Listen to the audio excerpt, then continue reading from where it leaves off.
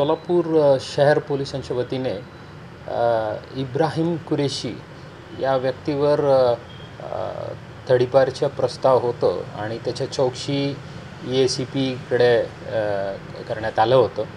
त्या दरम्यान संबंधित व्यक्तींनी पोलिसांना ACPना विनंती केलं होतं ते कोर्टात जाणार आहे याच्या विरुद्ध, या प्रकरणाच्या विरुद्ध, आणि त्यामुळे त्यांना 3 महिन्याची स्थगिती पाहिजे म्हणून।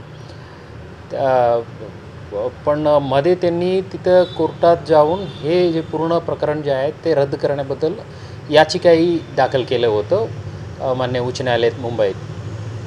सदर दरम्यान न्यायालयातून आमच्या मत मांडण्यासाठी विचारण्यात आलं होतं।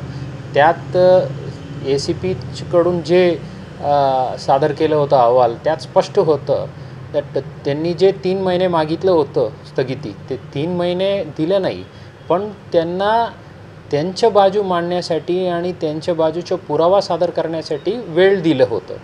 पण हे गोष्ट संबंधित व्यक्तींनी आदरणीय कोर्टातून लपवलं होतं। या गोष्टीमुळे त्यांचं जे अर्ज होतं हे प्रकरण रद्द करण्याबद्दल विनंती करून, ते अर्जाला ताबडतोब आदरणीय उच्च न्यायालयाने फेटाळलं आणि सोबतच हे माजी नगरसेवक असतानाही असा एक ACPनी वेळ दिलेले होतं, ते गोष्ट लपवल्यामुळे आदरणीय कोर्टांनी त्यांना 1 लाख रुपये दंडही सुनावलेला आहे आणि ते कलेक्टर सोलापूरनं आदेश दिलेले आहे त्यांच्याकडून वसुली करण्याबद्दल, आणि 4 संस्थाला ते 25-25 हजार म्हणून जमा करायची अशा आदेशांनी कोर्टाने सुनावलेले आहेत।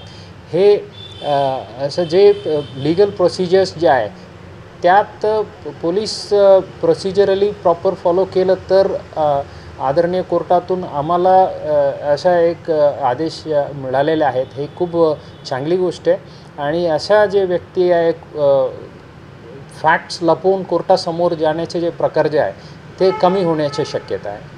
हे आता पुढील जे प्रोसेस आहे ते तडीपारच्या ते कायदेशीरप्रमाणे होईल। त्यांना जे संधी द्यायची ते देणार आहेत आणि योग्य निर्णय DCP कार्यालयामार्फत आदेश पारित करणार आहे।